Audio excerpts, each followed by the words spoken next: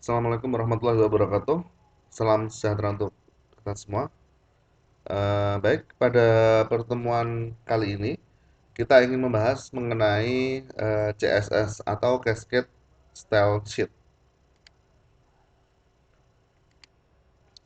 Baik, pada materi kali ini untuk CSS saya tidak akan memberikan berapa banyaknya jumlah tag untuk ataupun atribut dan value untuk memberikan style pada tag-tag tertentu. Tapi pada kesempatan kali ini saya justru akan lebih memberikan wacana atau memberikan teori bagaimana penggunaan CSS tersebut. Ya. CSS atau Cascading Style Sheet itu berfungsi untuk memberikan supaya tampilan website Anda itu menjadi lebih dinamis. Jadi kalau Anda pengen sesuatu yang lebih menarik pada tampilan HTML Anda bisa gunakan CSS. Nah, untuk penggunaan CSS sendiri dalam HTML itu ada 4 cara. Yang pertama adalah inline style sheet, yang kedua adalah internal style sheet, kemudian yang ketiga adalah link ke eksternal CSS, dan yang keempat adalah import CSS file. Nah, mungkin nanti ada beberapa orang yang menggunakan bahasa lain, tetapi tekniknya sama, tidak masalah, ya. Baik, yang pertama adalah inline CSS. Inline CSS di sini adalah kita menuliskan secara langsung script CSS dalam tag HTML-nya, ya. Kodenya bagaimana? Yaitu dengan memberikan style pada tag yang akan kita berikan style. Misalkan di sini kita coba lihat pada line 5, di sini ada tag P. Tag P itu adalah tag untuk membuat paragraf, ya. Di situ kita berikan atribut style, ya. Ini adalah kode CSS-nya. Langsung ditempatkan pada tag HTML-nya. Kemudian atributnya adalah color red, value-nya adalah red. Nah, artinya pada line kelima ke bawah, setiap kita ingin memberikan tulisan berupa paragraf, maka dia akan diberikan warna atau dirubah warnanya menjadi berwarna merah. Kemudian pada line ke-8 di sini ada lagi, didefinisikan lagi, ada tag P, style, color, yellow. Artinya saat dia akan berpindah paragraf atau ganti paragraf yang lain, dia tulisannya untuk paragraf dia akan diberikan color yellow, ya. Nah, ini adalah teknik untuk memberikan style dengan cara inline CSS. Baik, langsung saja kita coba praktekkan, ya. Coba kita buka file HTML kita yang pertama dulu, ya. Nah, dulu kita pernah membuat ini materi kita, ya. Baik, mari kita edit file tersebut di Notepad++. Nah, ini sudah ada tekstilnya. Baik, misalkan di sini saya memberikan kode CSS yang pertama adalah pada line yang ke-7, ya. Dimana saat ada tag H2, saya berikan style text align center. Jadi, judul utama setiap ada H2 ini, maka saya akan posisikan dia berada di rata tengah, ya. Boleh tidak kalau kita memberikan lebih dari satu style dalam satu tag HTML? Jawabannya adalah boleh. Caranya bagaimana? Yaitu setelah atribut dan value dari style yang pertama, kita berikan separator berupa tanda titik koma. Kemudian kita berikan atribut dan value-nya lagi. Misalkan font family. Kita ganti font family-nya. Misalkan defaultnya di browser misalkan Arial atau Comic Sans ataupun Times Roman, kita ganti misalkan dengan Impact. Nah, kita save. Kemudian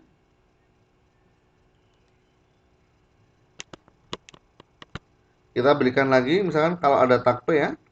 Nah, ini kita berikan style lagi untuk tag P sama dengan kita berikan atributnya lagi apa? Tadi misalkan eh, warna ya, warna itu apa tadi? Color, dibikin warna biru berarti blue.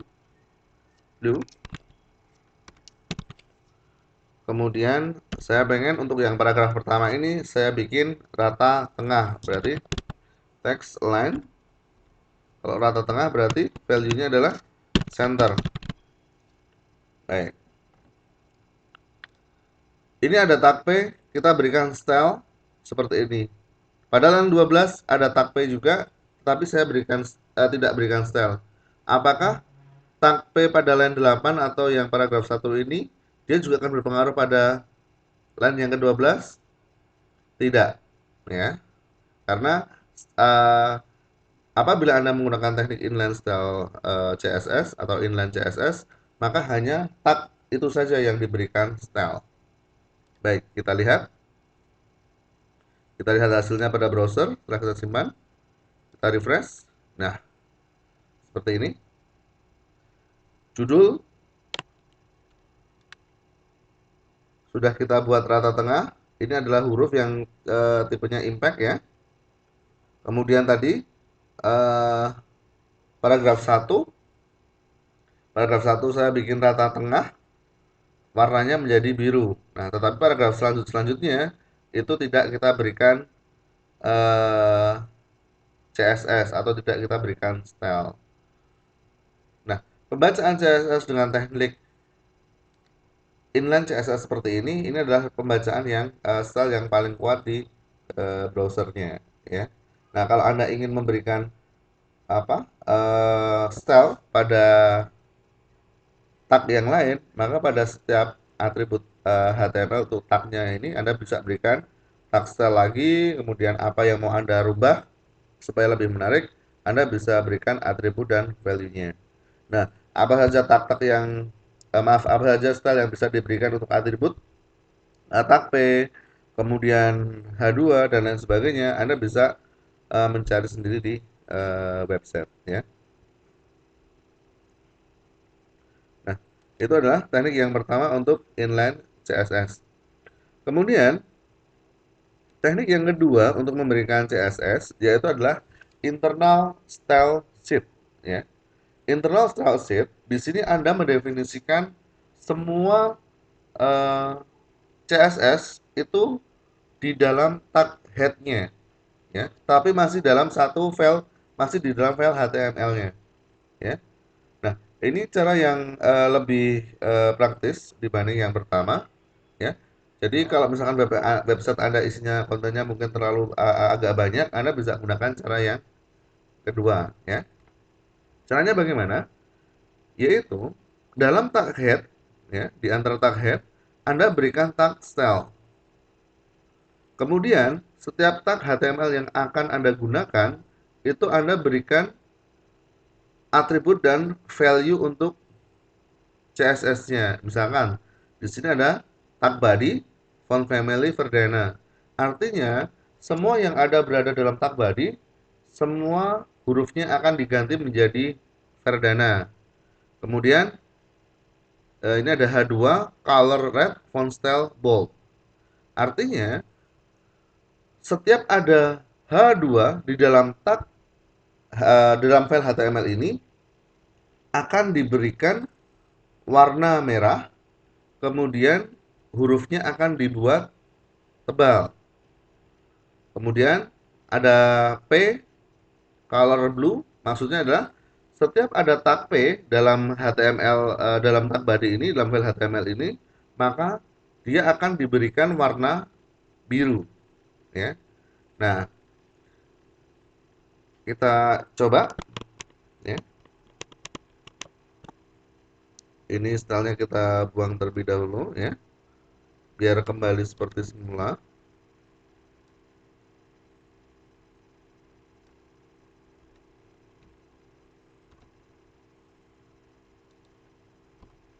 Kita simpan. Nah, kalau kita simpan apa yang terjadi? Nah, harusnya ini kembali lagi seperti awal ya. Sudah kembali lagi seperti awal. Nah, untuk cara yang kedua tadi kita memberikan CSS dengan cara internal CSS, yaitu dengan memberikan tag style di antara tag head atau identitas filenya. Sebagai contoh, apa saja yang akan kita rubah? Misalkan, tadi ya, setiap ada H2, tag H2, berikan kurung kurawal, ya. Anda berikan style apa? Misalkan, color red, kemudian text line-nya tengah, center. Selain itu, misalkan apabila ada tag P, ya, kurung awal, kurung tutup, saya ingin membuat ratanya itu adalah kanan kiri, berarti merginya adalah justify. Kemudian warnanya saya rubah menjadi, setiap ada teks saya rubah warnanya menjadi biru misalkan. Maaf, hijau. Hijau aja. Kalau dulu tadi sudah ya. Hijau itu green ya. Kemudian, nah, kemudian di sini saya pakai ada H2, ada H3 ya. Kalau H2 itu saya gunakan untuk judul, kalau H3 itu untuk subjudul ya. Jadi kalau ada H3 ya, eh,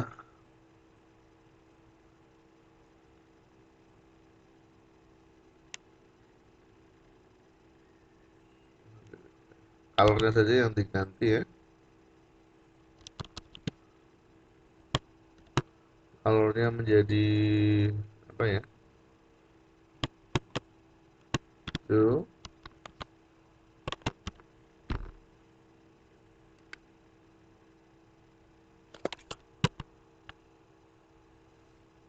Kemudian font stylenya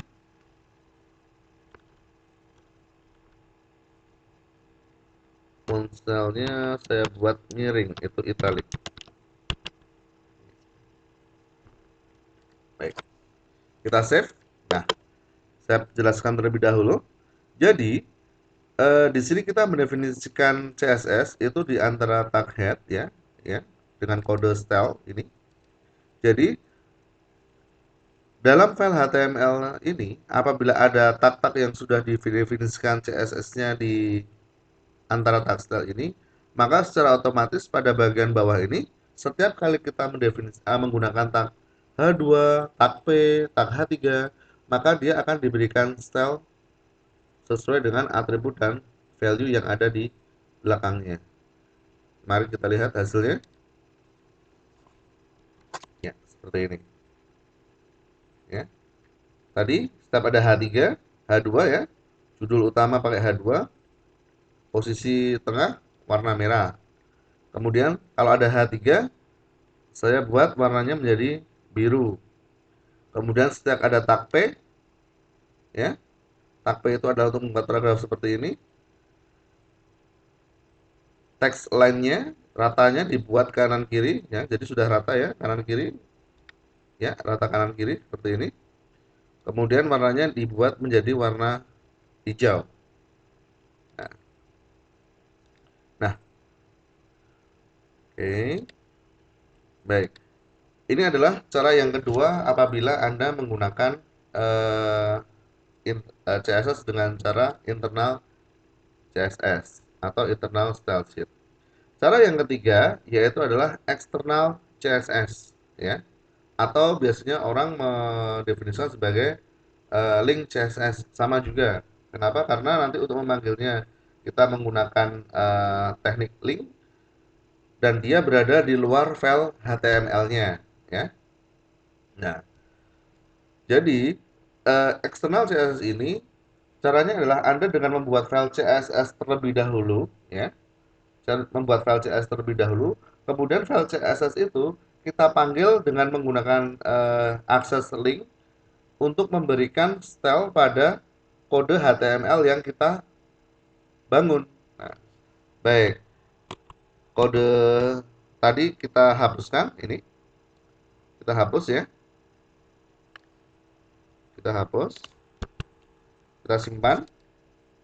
Nah, harusnya setelah ini kita CSS-nya kita buang, maka halaman webnya kembali seperti semula ya. Kembali seperti semula. Judul utama ini dan lain sebagainya. Teks semuanya berwarna atau kembali ke defaultnya. Nah, untuk menggunakan eksternal CSS, maka Anda harus membuat file CSS terlebih dahulu, ya. Untuk membuat file CSS bagaimana? Ya, ya, seperti ini. Sama seperti tadi kita mendefinisikan style, tapi Anda tidak perlu membuat tag style, ya. Jadi, semua tag HTML yang akan kita gunakan, kita definisikan seperti saat kita menggunakan internal CSS tadi. Kemudian, file ini kita simpan, ya. Nah, kita simpan. Tadi file yang kita HTML yang kita gunakan namanya adalah latte1. Misalkan kita buat subfolder lagi. Misalkan namanya adalah style, ya. Namanya adalah style. Subfolder namanya style. Kemudian file CSS-nya kita berikan nama modif1.css. Pastikan untuk membuat file CSS Anda berikan ekstensi pada filenya .css atau pada save as type-nya Anda ganti dengan cascade style sheet file. Nah, seperti ini, kemudian kita simpan, klik, ya. Maka saat sudah kita simpan, maka saat link itu aktif, maka warnanya tidak berubah menjadi tidak hitam lagi, tetapi akan berubah menjadi warna biru dan lain sebagainya. Artinya di sini linknya sudah aktif. Kalau kita lihat di Windows Explorer, latte1.html ini adalah HTML yang kita bangun. Kemudian tadi kita berikan subfolder namanya style. Di situ ada file CSS kita, isinya ini ya. Namanya adalah modif1, ekstensinya adalah cascade style sheet, ya. Nah, kemudian file modif1 ini akan kita panggil untuk memberikan style pada latte1.html ini, ya. Caranya bagaimana? Yaitu dengan menggunakan kode link, ya. Link rel, ya, atributnya adalah rel. Href ini adalah posisinya di mana, kemudian tipenya apa yang mau diberikan style, ya. Sini. Baik, kita panggil. Nah, ada satu HTML di sini, ya. Untuk memanggil CSS, kita tempatkan link berada di antara tag head, ya. Link. Tadi atributnya ada apa saja? Rel. Kemudian ada href. Href ini adalah source-nya, asal filenya di mana. Kemudian type. Type-nya apa? Rel-nya adalah apa tadi? Style sheet. Href ini adalah posisi atau posisi dari file CSS-nya itu di mana, ya. Karena posisi HTML dan CSS dia tidak berada dalam satu folder atau satu direktori yang sama, ada satu selisih direktori namanya folder style ini, maka di sini kita berikan style modif1, oh sorry, modif1 .css, ya. Kemudian apa lagi? Text dan CSS, ya. Tipenya text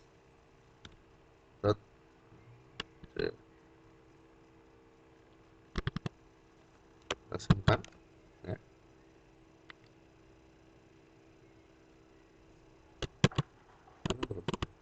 Ya, ini adalah browser kita ya. Ini adalah tampilan tadi sebelum kita berikan CSS dengan teknik eksternal CSS.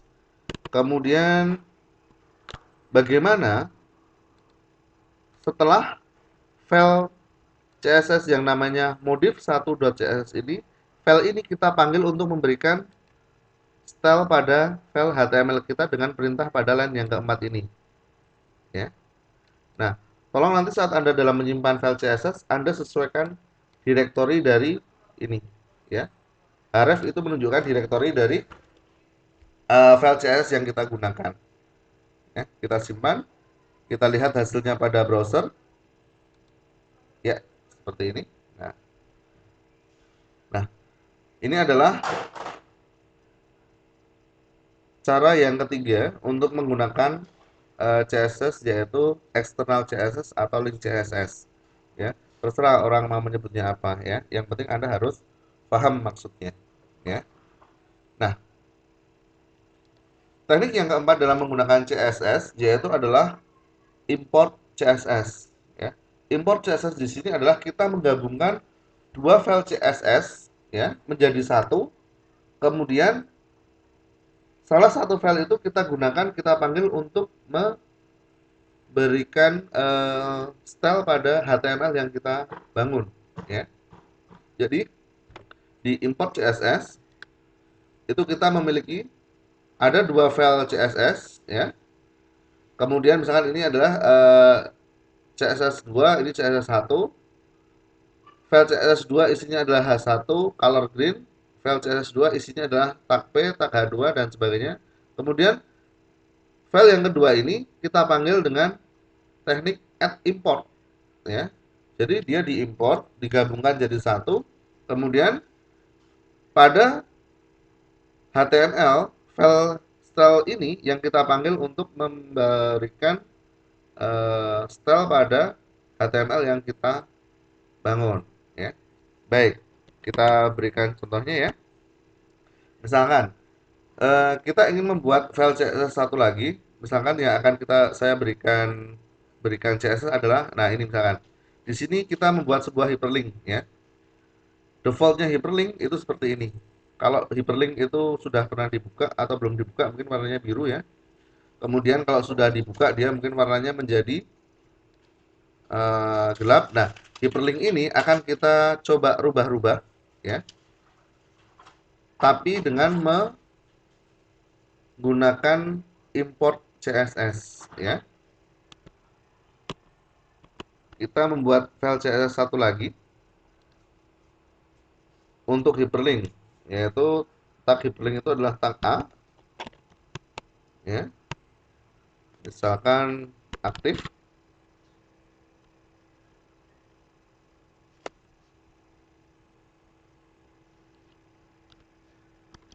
Apa aja ya? Aktif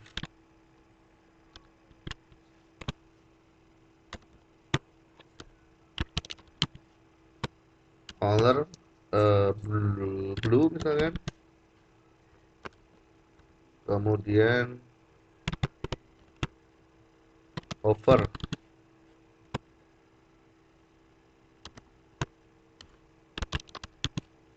color menjadi yellow. Kemudian tag A aktif over visited. Visited itu adalah saat sudah dikunjungi. Saat sudah dikunjungi, color misalkan kita rubah menjadi berwarna blue yellow. Misalkan kita buat menjadi warna green. Ya. Nah, kita simpan ini dengan nama tadi udah modif 1, kita misalkan simpan dengan nama modif2.css ya.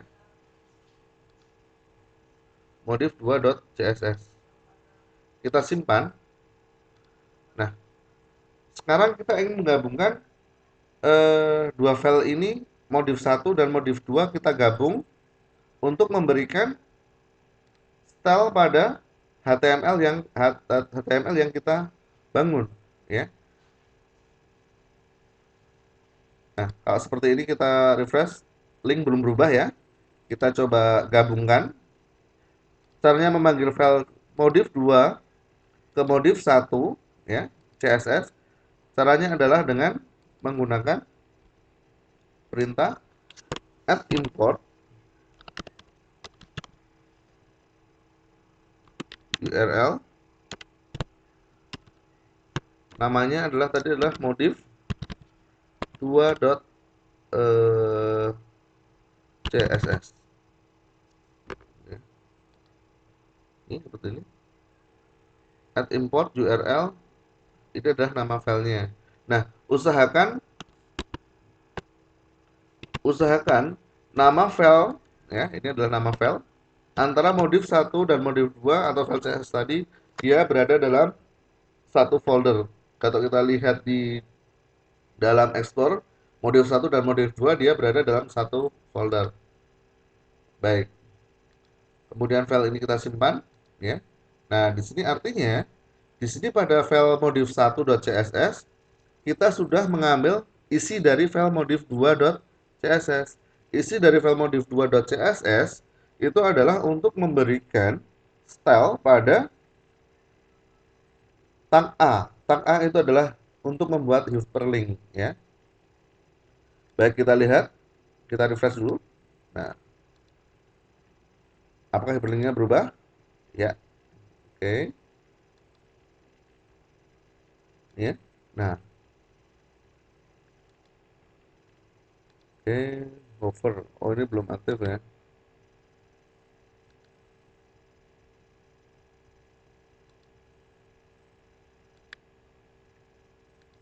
Nah, seperti itu. Warnanya tidak berubah ya.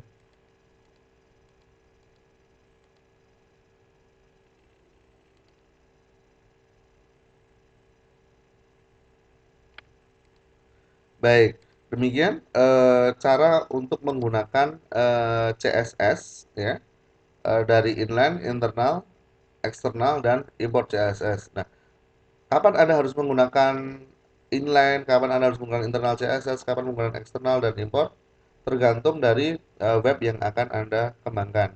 Kalau web Anda isinya cuma sedikit, ya Anda bisa menggunakan inline CSS. Tapi kalau misalkan website Anda isinya terlalu banyak, tapi mungkin halamannya hanya satu, Anda bisa gunakan internal CSS.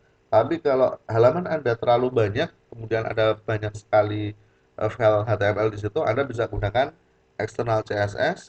Dan import CSS biasanya digunakan kalau misalkan ada satu style yang rusak, tapi Anda susah untuk mencari kodenya ini di mana, mendingan Anda timpakan saja file CSS tadi, ya. Oke, ini belum berikan ini ya. Save. Ini profil tadi saat aktif warnanya hijau ya. Maaf, sorry. Tadi saat aktif dia berwarna biru, hover warna yellow, sudah dikunjungi berwarna green, ya. Ini sudah dikunjungi berwarna green. Nah, seperti itu. Nah, silahkan untuk atribut value file CSS untuk tag HTML masing-masing Anda bisa pelajari pada portal yang sudah saya berikan linknya di Google Classroom. Nah, tadi untuk file CSS ini hanya sedikit sih, kayaknya ada beberapa file apa eh, yang korup karena saya browsernya tidak mendukung, ya. Silahkan untuk materi yang tambahan pada link yang sudah saya sediakan, silahkan dipelajari. Apabila ada kendala ataupun hal-hal yang kurang Anda mengerti, Anda bisa berikan komentar pada portal yang ada di Google Classroom sesuai dengan pertemuan kita. Demikian, semoga pertemuan ini bisa bermanfaat. Sampai ketemu di lain kesempatan. Akhirnya, Assalamualaikum warahmatullahi wabarakatuh.